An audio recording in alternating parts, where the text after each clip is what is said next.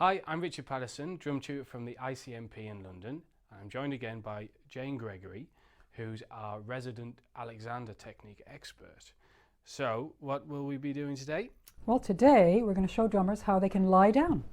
Right, well, I'll just explain a little bit about the semi-supine position, as we call it, which is just a shortcut for saying lying down on a hard surface with your knees bent. We'll show you more about that in a minute. But basically what the lying down position does for drummers is it really allows them to release tension in the body and to line up the joints. And I thought we'd start by just showing how the joints line up when we stand, because that's the way the body's been designed. It's been designed for all the joints to line up. It's the most ergonomic piece of equipment really in the world. Okay. So if we get you standing sideways on, Rich, we can show people how the joints line up. So we're going to start by just getting you sort of nicely kind of aligned. And then I'm just going to point out where all these joints are. So we talked about, in earlier issue, we talked about the joint here where the head and the spine meet. And you can see that one's lining up quite nicely with the shoulder joint, and with the elbow as well, and with the hip joint here, and coming down the body to the knee joint, and onto the ankle joint. You can really see that all those joints are lining up quite nicely. And most people don't stand like this, so they end up doing all kinds of things. And if you can have some bad posture for us, Rich, anything like that, you know, really sort of dodgy, or throwing your hips forward and so on, you can see that nothing's lining up anymore. So lying down each day really gives your body a chance to align again. Okay, well, we've looked at the joints lining up and standing. Let's get you down on this table now, Rich, and show drummers how the joints line up in this semi-supine position. That's it, so head on the books. Lovely. All right, so if you can bring your knees up, please, and obviously that's going to be the only joint now that doesn't line up, but we'll be talking about the knees in a minute. Here we've got the joint of the head, the shoulder, the elbow, the hip, and the ankle. You can see all of those joints again lining up just as when we were standing. So it's a great way of just reminding the brain in lying down that this is what we want to be like when we're standing up. So, right, coming back to the books, we've got a couple of books here under Rich's head, but everyone's different. Not everyone has the same height of books. So this is perfect for Rich, as I say, but what would happen if we put another book underneath here? That's it, and right away we can see that that is just too much for Rich, and there's some tension sort of happening here across the neck. So if you feel that tension, you know you've got too many books. And equally, if we take two books away, and Rich is just down on one, really that's too few for him, and his head is sort of falling backwards, and it won't be comfortable. So be your own guide. You'll know when the number of books is right for you. So we'll just put that back again so you've got the right number of books for you.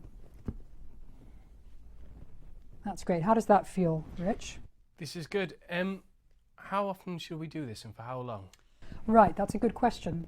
By lying down in this position for 10 or 15 minutes a day, what happens is all of the liquid goes back into the spine, because the spine is basically a hydraulic system. And during the day, all of the water is sort of slowly, not all of the water, some of the water the fluid is coming out of the joints. So by lying in this position just for 10 or 15 minutes a day, all of that's going to repair itself, if you like, go back into the discs and plump them up again, which is great news. So 10 or 15 minutes is great, but if you haven't got time to do this, then it's just as good to do 2 minutes before and 2 minutes after your practice routine.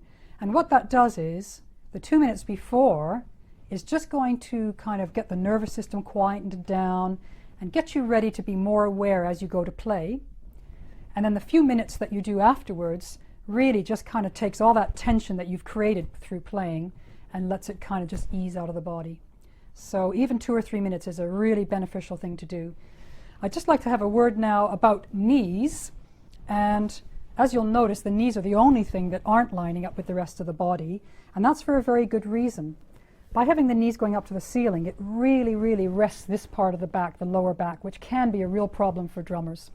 So that's why we have the knees facing up to the ceiling. And a lot of drummers say to me that they find it really difficult to keep them sort of going up to the ceiling. And a little trick for that is to just imagine them on little strings or on little helium balloons, whatever works for you, going up towards the ceiling. So literally you're just getting that feeling as though the knees are floating up towards the ceiling. And that takes a little bit of the drag off of this joint here, the hip joint. Yes, if I move you can see the hip joint moving.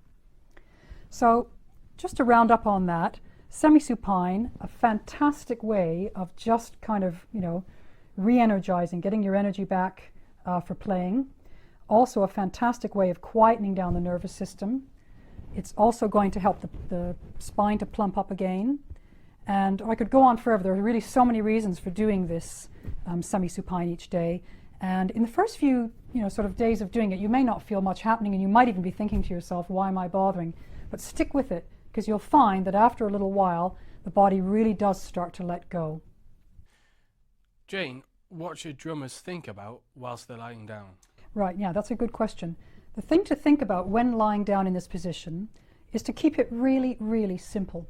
So, for instance, we've seen in previous sessions that the head weighs 10 pounds, and that's a lot. It's a very heavy weight. In fact, let's have a look at that one last time, just as a reminder. There's the weight of your head.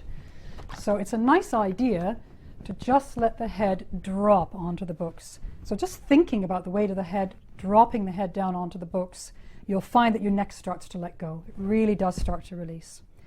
You can think about the table, or in your case you'll be on the floor, the drummers at home, the floor coming up underneath you and really, really supporting you.